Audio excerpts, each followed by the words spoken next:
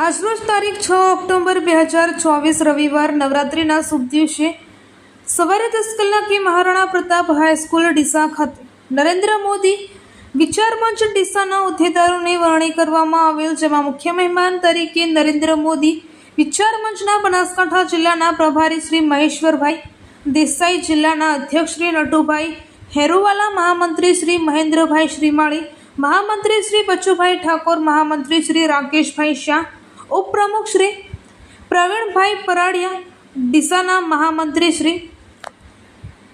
કમલેશભાઈ ખત્રીની ઉપસ્થિતિમાં ડીસા શહેર નરેન્દ્ર મોદી વિચાર મંચના પ્રમુખ તરીકેની જવાબદારી શ્રી અનિલ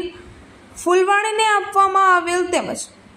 ઉપપ્રમુખ તરીકેની જવાબદારી શ્રી જયેશભાઈ સોનીને આપેલ, મહામંત્રી તરીકેની જવાબદારી વિજયભાઈ ભાટીને આપેલ, તેમજ અન્ય હોદ્દેદારોની વરણી કરવામાં આવેલ. નરેન્દ્ર મોદી વિચાર મંચ બનાસકાંઠા જિલ્લાના પ્રભારી તરીકે હું મહેશ્વરભાઈ દેસાઈ, જે આ સભાનું જેનું અધ્યક્ષ સ્થાને છે, એ જિલ્લાના પ્રમુખ શ્રી નટુભાઈ હેરુવાળા,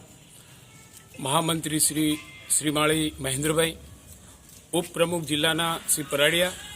પ્રવીણભાઈ તથા તાલુકાના મહામંત્રી શ્રી કમલેશભાઈ ખત્રી ને ડીસા શહેરના પ્રમુખ અનિલભાઈ ફૂલવાણી ને મહામંત્રી શ્રી વિજયભાઈ ધોબી.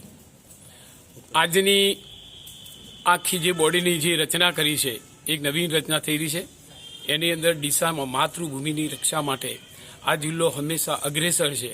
એટલે માતૃભૂમિ અને લોકહિતના કામ માટે આજે આપણે આ નવીન બોડી બહુ સુંદર કામ કરે એવી હું શુભેચ્છા પાઠવું છું. જય માતૃભૂમિ. વિચાર મંચ ડીસા શહેર અનિલ ફૂલવાણી પ્રમુખ તરીકેની આજે મારી વરણી કરવામાં આવેલ છે,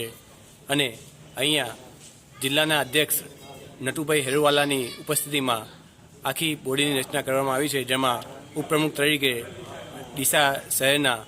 જયેશભાઈ સોની, મહામંત્રી તરીકે ડીસા શહેરના આપણા ભાઈ શ્રી વિજયભાઈ ભાટીની નિયુક્ત કરવામાં આવી છે, અને બાકીની આખી બોડીની રચના કરવામાં આવી છે.